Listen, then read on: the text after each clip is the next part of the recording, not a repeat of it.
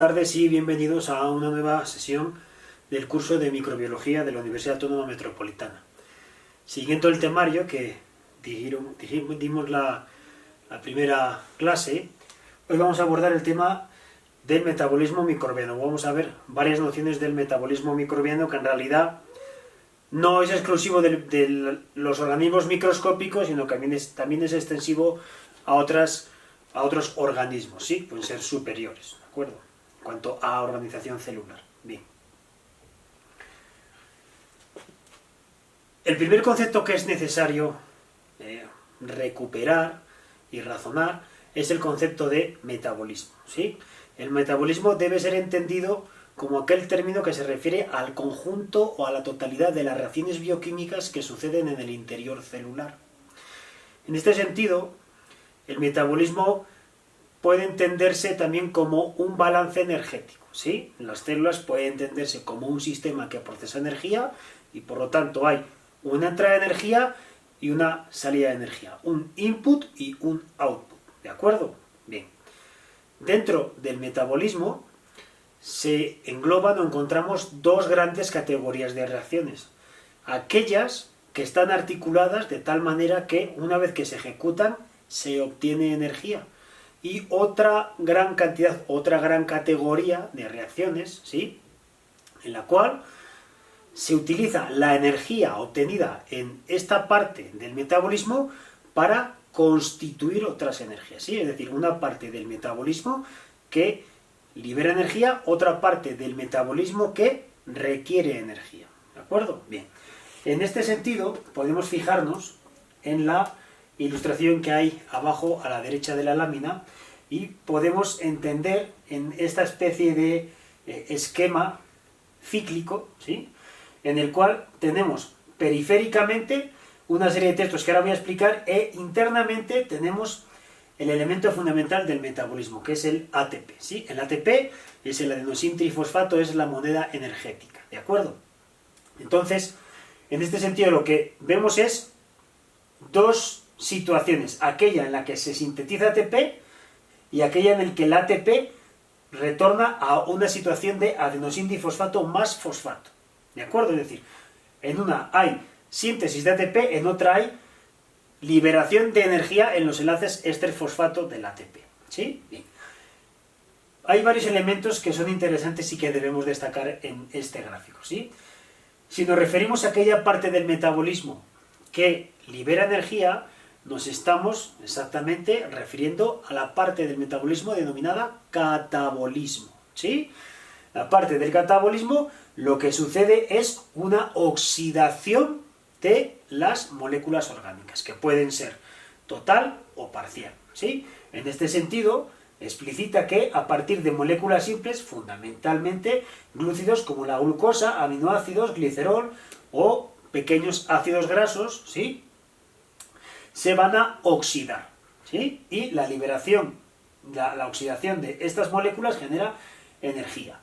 Una vez que tenemos esta energía liberada, la célula la utiliza para, digamos, implementar la otra parte del metabolismo, que es aquella que requiere energía, que es este término con el que referimos a esta parte, a estas reacciones químicas, se conoce como anabolismo, ¿sí? El anabolismo requiere de moléculas de ATP, el catabolismo libera moléculas de ATP. Y por consiguiente, el catabolismo retroalimenta al anabolismo y viceversa. ¿Por qué el anabolismo también retroalimenta al catabolismo? Porque todas las herramientas necesarias para que se pueda llevar a cabo o implementar o ejecutar la parte catabólica requiere de muchas macromoléculas que antes de que se utilicen deben ser sintetizadas, ¿sí? Entonces hay una retroalimentación, se utilizan herramientas para producir energía y a su vez esta energía se utiliza para constituir nuevamente herramientas, ¿sí? Bien, entonces para la parte del anabolismo, ¿sí?, se constituyen moléculas complejas que pueden ser polisacáridos, pueden ser grandes proteínas, pueden ser moléculas de ácidos nucleicos, ¿de acuerdo? Entonces este ciclaje de la energía es fundamental para entender el metabolismo, ¿sí? En este sentido lo vamos a ver, o está enfocado desde una perspectiva un poco más ingenieril, con un balance energético, pero que a efectos de lo que quiero explicar es completamente válido, ¿sí? Entonces, no debemos olvidar el anabolismo y el catabolismo, la liberación, la utilización de energía. Bien. El elemento fundamental que posibilita que haya metabolismo en las células es la presencia de herramientas complejas y específicas, ¿sí? Estas herramientas a las que me estoy refiriendo son las enzimas, que como ustedes saben, las enzimas son proteínas. Es conveniente que les quede claro el concepto de proteína. Para ello les voy a remitir al curso de estructura de proteínas del curso de biología molecular que también pueden encontrar en otro canal, ¿sí?, de la universidad, ¿de acuerdo? El curso de biología molecular. Es necesario que lo entiendan y les insisto, para comprender adecuadamente cómo funciona el metabolismo debemos entender cuáles son las herramientas que funcionan en este marco, y en este caso son las enzimas. En esta tabla lo que les muestro, aunque la diversidad enzimática es enorme, es gigantesca, ingente, ¿sí?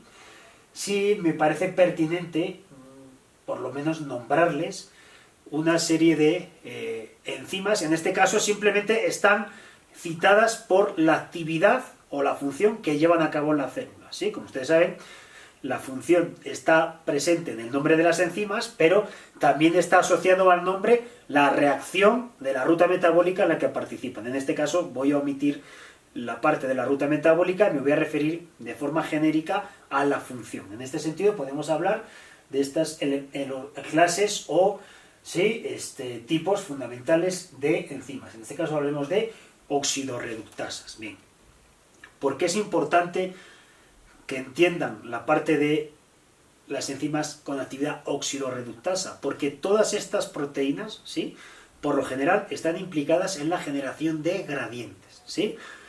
Una enzima con actividad redox es aquella que es capaz de captar electrones y de ceder electrones. Por lo tanto, es capaz de oxidarse, es capaz de reducirse. Los procesos redox en los sistemas biológicos son fundamentales, puesto que muchas de las estructuras morfológicas fisiológicas tienen como función o finalidad o objetivo generar gradientes. Y les insisto, la generación de gradientes es muy importante porque posibilita la obtención de energía. Fíjense, hay una frase en la naturaleza y en general en muchos libros de termodinámica que dice que la naturaleza odia los gradientes. Odia, ¿por qué sentido decimos que los odia? Porque siempre los disipa. Es decir, cuando se genera un gradiente, tenemos una eventual situación de equilibrio termodinámico por el cual este gradiente se elimina, ¿sí? Bien, en el tránsito, en este paso de estado en el que hay gradiente al que no hay gradiente, se libera energía. Y esta es la situación, el contexto bioquímico y celular en el cual los organismos son capaces de sintetizar ATP, ¿sí? Por eso es tan importante. Las oxidorreductasas están presentes en todos aquellos procesos que tienen que ver con la generación de energía y por lo general son proteínas asociadas a membranas, ¿sí? Bueno. Otro tipo importante son las transferasas. Bien. Las transferasas como tal son proteínas cuya función se circunscribe a que transfieren grupos funcionales, ¿sí? Si es un grupo carboxilo, si es un grupo carbonilo, si es un grupo aldehído, sí, lo que sea, son proteínas con acción transferasa, que también son muy importantes en toda la parte del metabolismo. Otro grupo importante son las hidrolasas. Las hidrolasas hacen hidrólisis, ¿sí? Utilizan el agua para romper algo. A veces añaden una molécula de agua, pero fundamentalmente tienen acción hidrolítica. Utilizan el agua y su capacidad lítica para efectuar distintas funciones asociadas al metabolismo que tienen que ver con incorporar una molécula de agua o disociar una molécula orgánica utilizando el agua, ¿sí? ¿Qué más? Las enzimas liasas, ¿sí? Las enzimas liasas se caracterizan por eliminar átomos o grupos, pero sin hidrólisis, ¿sí? Sin hidrólisis. Se distinguen en este sentido de las hidrolasas. Otro grupo importante son las isomerasas, ¿sí? Las isomerasas son proteínas que llevan a cabo isomerizaciones. ¿Qué es esto de la isomerización? Acuérdense que cuando visualizan, por ejemplo, una molécula orgánica como la glucosa, que tiene 6 carbonos, que tiene sus hidrógenos repartidos, lo que hacen las isomerasas en este caso es mantener toda la masa, todos los átomos que tenía la molécula de glucosa, pero reorganizarlos en el espacio, tener una configuración morfológica y física, ¿sí?, diferente entre la glucosa, por ejemplo, y la fructosa. Aquellas proteínas que llevan a cabo este tipo de modificaciones sobre la forma, sobre la disposición atómica de las moléculas orgánicas en el espacio, tienen acción isomerasa, ¿sí? Y otra de las actividades con más relevancia son las actividades ligasa, que lo que hacen es unen moléculas, ¿sí? Establecen enlaces químicos particulares y unen moléculas, ¿de acuerdo? Bien. Simplemente les digo, es un abanico de funciones que, como están reiterativamente presentes en las rutas metabólicas, pues es importante que ustedes recuerden, ¿sí? Bien. La parte de abajo es especialmente interesante porque viene a representar el modelo de actuación de lo que llamamos las enzimas alostéricas, ¿sí? En este sentido, tenemos las enzimas, una enzima genérica de cualquiera de estos grupos o otros grupos, que está representado en color azul, y un sustrato que está representado en color rojo. En este caso tendremos que el modelo representa por una parte la enzima más el sustrato, ¿sí? La enzima más el sustrato va a derivar en una unión entre la enzima y el sustrato, que es lo que se llama el complejo enzima-sustrato. Una vez que tenemos esta configuración, el sustrato sufre una modificación química, ¿sí? Este sustrato se une al sitio activo de la proteína, es decir, aquella parte de la morfología de la proteína que ejerce una acción catalítica sobre el sustrato, ejerce una acción química, una reacción química, ¿sí? Entonces, una vez que tenemos que se efectúa la reacción química, el sustrato transita a otro estado químico que denominamos producto, ¿sí? Y al mismo tiempo se disocia de la proteína. Por lo tanto, el resultado final es que empezamos con el sustrato y la enzima, se genera el complejo enzima-sustrato, se produce la acción catalítica y finalmente obtenemos la enzima más el producto, ¿sí? Esta manera de operar es fundamental para entender la dinámica de funcionamiento de las enzimas que están, digamos, operativas en el metabolismo, ¿de acuerdo? Bien. Si hablamos de enzimas y de catálisis enzimática, por lo menos de forma muy somera, es importante que entiendan que la actividad enzimática está condicionada por diferentes parámetros, ¿sí? Los organismos tienden a mantener las condiciones celulares dentro de unos rangos razonablemente estables. En este sentido, decimos que los organismos vivos son sistemas homeostáticos o que tienen regulación homeostática, ¿sí? ¿Qué podemos decir cuando tienen regulación homeostática? Que independientemente de las pequeñas variaciones o variaciones microscópicas de todos los parámetros que afectan a un sistema, ¿sí?, no hay grandes variaciones en aquellos elementos que definen el sistema, ¿sí? Es exactamente el elemento que distingue a los sistemas caóticos, que pequeñas variaciones pueden generar resultados o direcciones en los sistemas muy diferentes, ¿sí? Acuérdense que el tráfico o la economía son sistemas caóticos, mientras que los sistemas biológicos son sistemas con regulación homeostática. Unos generan resultados muy diferentes a partir de variaciones microscópicas de la multitud de parámetros, mientras que otros no fluctúan, se mantienen dentro de un rango de valores razonablemente estables. En este sentido, las proteínas, como están funcionando dentro de sistemas homeostáticos, ¿sí?, tienen una actividad que es más o menos constante. Sin embargo, también se ven afectadas por variaciones de los parámetros, en este caso los estoy representando, abióticos, ¿sí?, que están presentes en el sistema. Y en este sentido podemos hablar de la afectación de la actividad enzimática en función de la temperatura. Fíjense, En la gráfica de la izquierda lo que podemos ver es en el eje de ordenadas la actividad enzimática, por lo tanto, cuanto más arriba estamos en el eje de ordenada, mayor intensidad hay en la actividad enzimática, ¿sí? Y lo que vemos en el eje de abscisas es que conforme incrementa la temperatura, ¿sí?, la actividad enzimática se incrementa. ¿Por qué sucede esto? Porque la temperatura afecta al proceso de agitación molecular, es decir, la temperatura dota a las moléculas de mayor energía cinética y la energía cinética se libera generando mayor velocidad y calor en los fluidos, ¿sí? Sin embargo, ¿qué es lo que pasa? Que por encima de un umbral límite, entonces la actividad enzimática decae rápidamente. ¿Por qué decae rápidamente? Porque no solo se produce agitación molecular de aquellos elementos que están presentes en el medio, sino que la propia estructura de las proteínas también se ve afectada por la temperatura.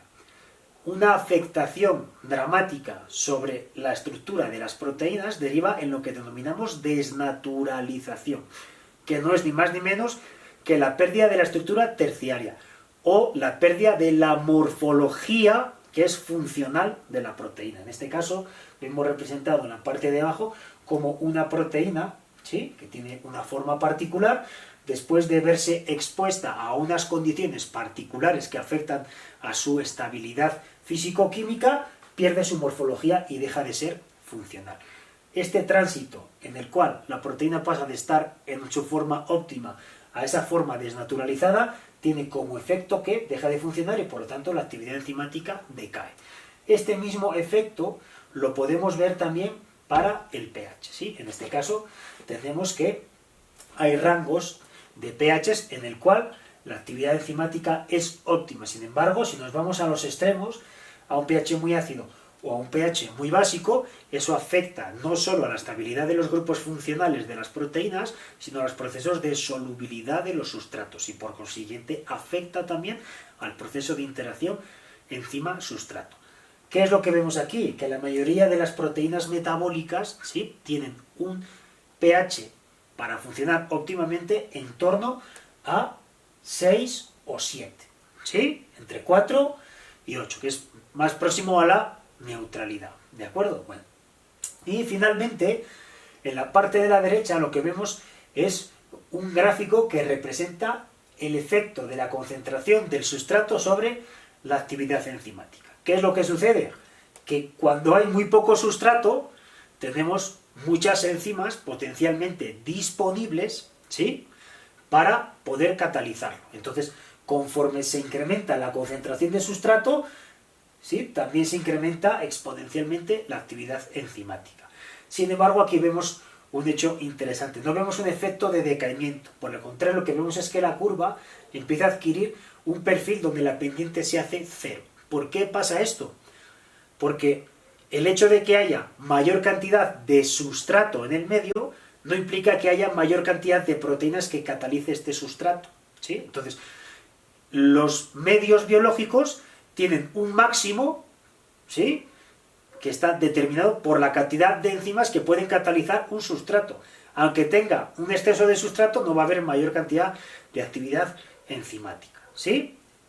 Bueno, entonces vamos a seguir con este par de gráficos, o este par de rutas metabólicas, porque estamos en metabolismo microbiano y, desde mi punto de vista, es necesario que recordemos las dos rutas fundamentales que están implicadas en la oxidación total de la glucosa, ¿de acuerdo? En este caso, hablamos de la vía respiratoria y entonces estamos mencionando a la vía glucolítica y posteriormente al ciclo de Krebs, ¿sí?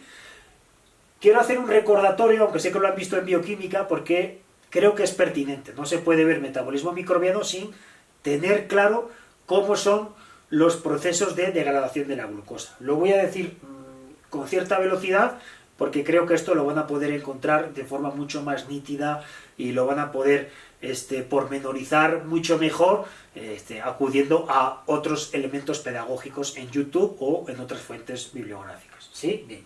En este caso simplemente acuérdense que para el caso de la vía glucolítica necesitamos como sustrato inicial glucosa, ¿sí? Y para que la glucosa pueda ser introducida al ciclo, pueda empezarse a oxidar, debe ser fosforilada. Por lo tanto, la glucosa, ¿sí?, debe añadírsela un fosfato. Para ello se utiliza una molécula de ATP. La glucosa pasa a ser glucosa 6-fosfato.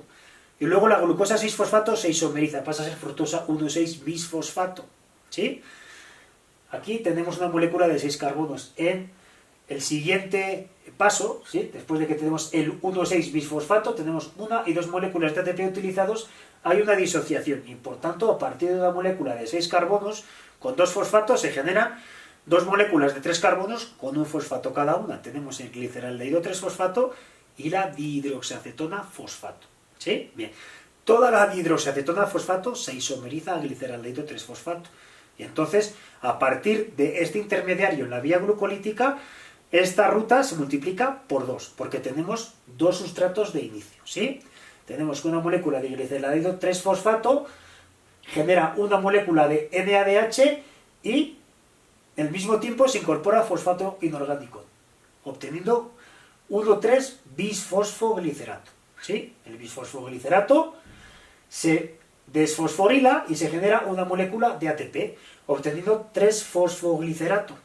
Y el 3-fosfoglicerato posteriormente, ¿sí?, tiene una alteración, sufre una alteración cambiándose el fosfato del grupo 3 al grupo 2, pasando a tener 2-fosfoglicerato y liberándose una molécula de agua. El 2-fosfoglicerato pasa a fosfenolpiruvato y el fosfenolpiruvato posteriormente también generando una molécula de ATP deriva la última de las moléculas de la ruta o la vía glucolítica o glicolítica, que es el ácido pirúvico. ¿De acuerdo? Esta vía sucede en el citoplasma. Como ustedes pueden ver, se utiliza ATP para activar las moléculas, para posteriormente oxidarlas. ¿Y qué es lo que obtenemos? Pues un rendimiento más bien bajo, ¿sí? Tenemos un rendimiento neto de ATP pobre y tenemos también rendimiento de poder reductor. Acuérdense, el NADH, ¿sí?, o el FADH son moléculas que tienen poder reductor y no es ni más ni menos que aquellas moléculas que genera la célula para posteriormente inducir gradientes. ¿Sí?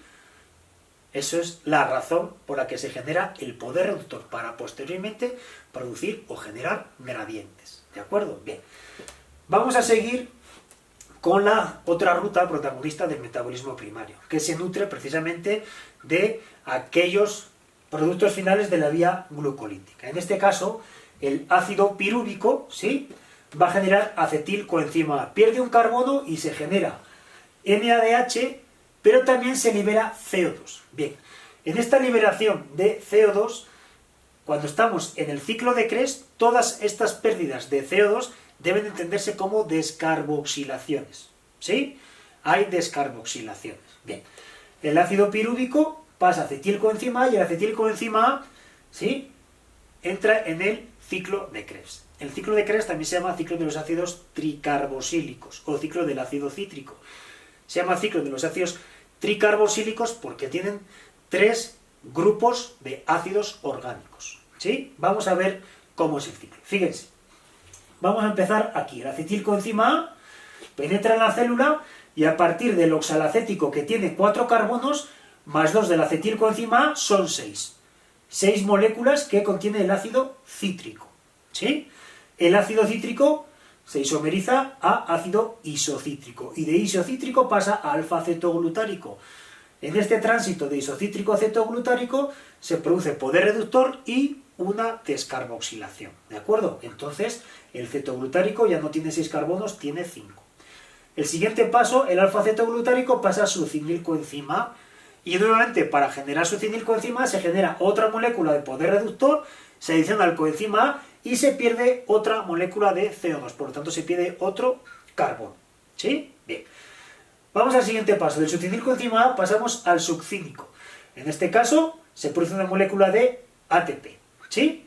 Se produce una molécula de ATP y se libera el coenzima A. Posteriormente del ácido succínico pasa al fumárico. Se genera otra molécula de poder reductor, pero en este caso no es el nicotinamina dinucleótido, en este caso es un flavin adenin dinucleótido. ¿Sí?